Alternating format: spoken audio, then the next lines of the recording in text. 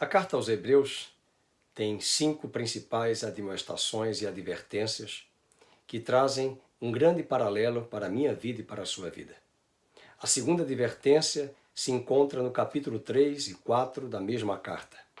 No verso 7 e verso 15 do capítulo 3, o autor nos chama a atenção para o perigo da incredulidade do nosso coração. Incredulidade essa, marcada pelo engodo, pelo engano do pecado, marcada pela ansiedade e pela agitação e inquietação. Não é diferente dos nossos dias contemporâneos. Assim como Israel saiu do Egito e foi para a terra prometida, mas antes haveria de passar pelo deserto para ser testada como nação, a fim de que Deus encontrasse neles um povo de aliança. Um povo mais interessado em conhecer o coração de Deus do que o seu cartão de crédito. Um povo muito mais interessado em conhecer o caráter de Deus, a intimidade de Deus, do que contemplar e ver os sinais extraordinários. É bem verdade que Deus opera sinais e maravilhas até hoje. Deus faz. Ele é o mesmo ontem, hoje e eternamente. Mas não podemos esquecer que o alvo da vida cristã é a imagem de Cristo ser formada em nossa vida. Para isso, diz o apóstolo Paulo, Deus nos predestinou para sermos conformes à imagem do seu Filho primogênito. Deus deu o seu Filho Jesus naquela cruz, morrendo por nós, a fim de que, após a sua ressurreição, Cristo pudesse nos outorgar o seu Espírito, a sua identidade, a identidade de Filho de Deus. E através dessa identidade, ele imprimiria essa mesma natureza, essa mesma identidade em nosso homem interior e construiria a imagem de um filho maduro, um filho que tem relacionamento com o seu pai, que o conhece, que o admira, que caminha juntamente com ele e se permite moldar a fim de que o seu caráter, o seu nome, a sua identidade sejam impressos em sua vida. Esse era o propósito de Deus em tirar Israel do Egito, levá-los de uma terra de escravidão para uma terra de liberdade, levá-los de uma terra de cativeiro para uma terra prometida onde o reino seria constituído. Mas entre a escravidão e a terra prometida, Deus tinha o deserto.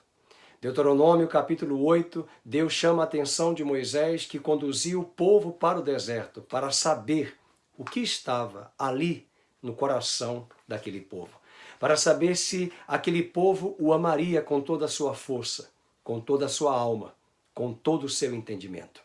Assim também não é diferente nos nossos dias. Com braço forte, com mão forte, o Senhor trouxe a sua salvação. O autor de Hebreus, no capítulo 2, diz: como escaparemos nós se negligenciarmos tão grande salvação? E essa tão grande salvação tem um paralelo muito forte com o braço de Deus, tirando Israel do Egito.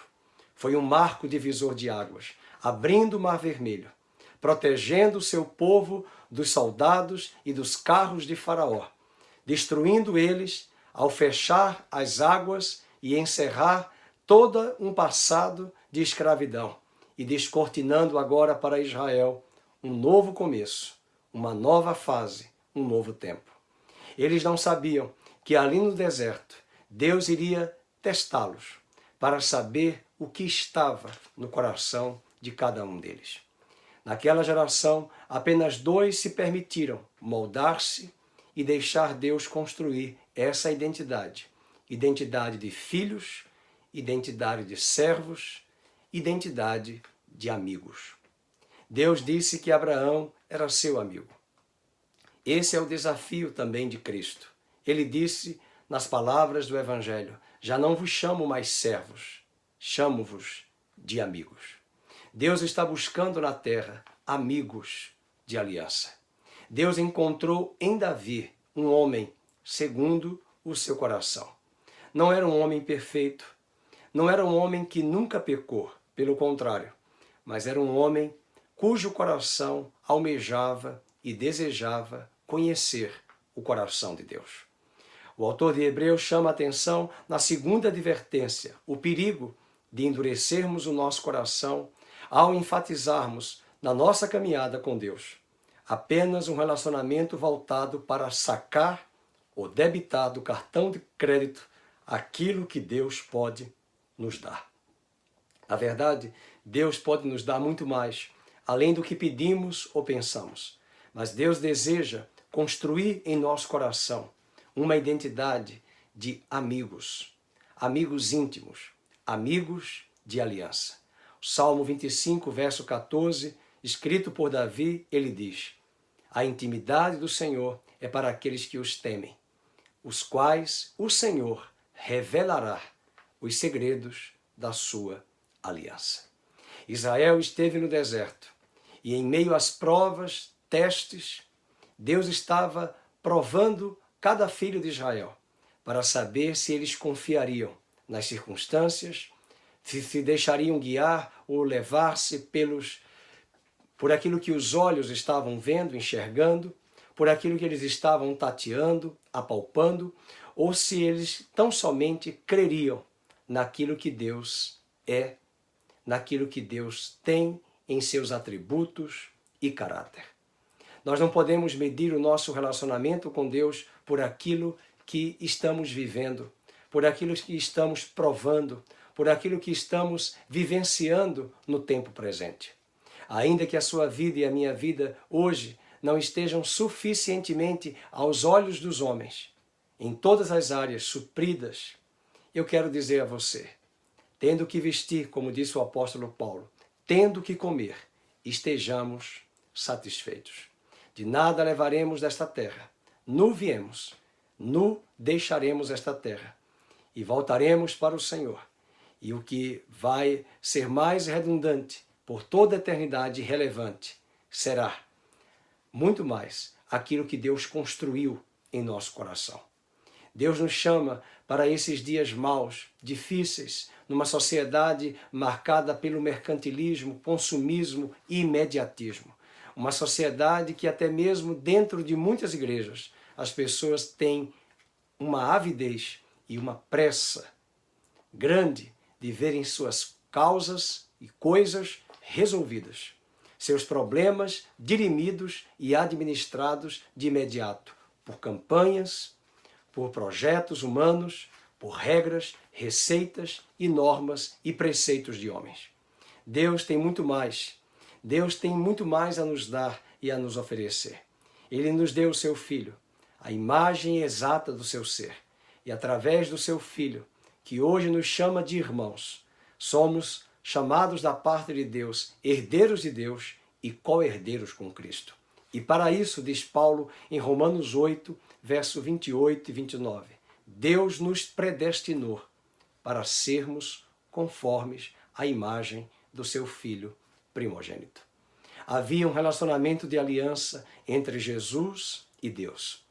Todas as vezes que Jesus orava, todas as vezes que Jesus dava graças ao Pai, junto aos seus discípulos, todas as pessoas que cercavam-no ficavam admiradas de ver a intimidade e o relacionamento que o Filho tinha com o Pai. Deus nos convida para esse patamar. Deus nos chama para rompermos com todas as cadeias e correntes da nossa incredulidade, ansiedade, agitação, inquietação que insistem em exigir de nós respostas imediatas em relação a Deus. Muitas vezes, Deus pode, aos seus olhos humanos, não estar realizando nada do ponto de vista físico e material. Mas Jesus disse que o nosso Pai, o meu Pai, segundo Ele, está trabalhando até agora. Mas ainda que o nosso homem exterior, como diz Paulo, se corrompa, sofra, sinta as dores no seu físico, na sua mente, na sua alma e se deixe abater, o mesmo apóstolo afirma, o nosso homem interior se renova dia após dia. Não permita que nestes últimos dias de 2017 e no novo ano que está por vir, um coração de incredulidade, um coração marcado pela ansiedade, pela agitação, pela inquietação, exigindo de Deus respostas prontas e imediatas. Maculem aquilo que Deus tem para a sua vida. Deus nos chama a atenção em Hebreus capítulo 2, capítulo 3 e capítulo 4, do perigo da dureza do nosso coração, do perigo do engodo, do engano do pecado que nos seduz, que nos mostra algo belo, algo lindo, maravilhoso, mas que é apenas prazeroso de uma forma temporária. E depois de praticarmos o pecado, a lacuna, o vazio, a culpa e a condenação, e o pior, a separação, nos deixam inúmeras interrogações em nosso homem interior. Desafio o seu coração neste dia a repensar acerca desta jornada e desta caminhada de fé com Cristo Jesus. Não endureçais o vosso coração. Que Deus abençoe a sua vida. Que a graça de Cristo ilumine o seu coração. E lembrando as palavras de Deus a Moisés para o povo de Israel no deserto, no capítulo 8 do livro de Deuteronômio, o 5º livro da Bíblia do Pentateuco. O Senhor diz: eu te levei ao deserto, Israel, para te provar, para te quebrantar, para saber o que estava no teu coração, a fim de que você possa afirmar que nem só de pão viverá o homem, nem só das circunstâncias, daquilo que você vê, apalpa, contempla, enxerga, você se deixará guiar-se. Tão somente você viverá pela boca de Deus, pela palavra que saiu da boca do Senhor. Deus falou, cremos e caminharemos com Ele e esperaremos nele até que todas as promessas que Ele mesmo proferiu venha cumprir, todas elas, cabalmente, no seu devido tempo, na sua devida estação. Hoje é a estação de caminharmos, de confiarmos nele, de segurarmos em sua mão direita, conforme diz Isaías, não temas, eu sou contigo. Quando passares pelas águas, elas não te afogarão. Quando passares pelo fogo, ele não te queimará. E eu te sustento pela minha mão direita e te digo, não temas.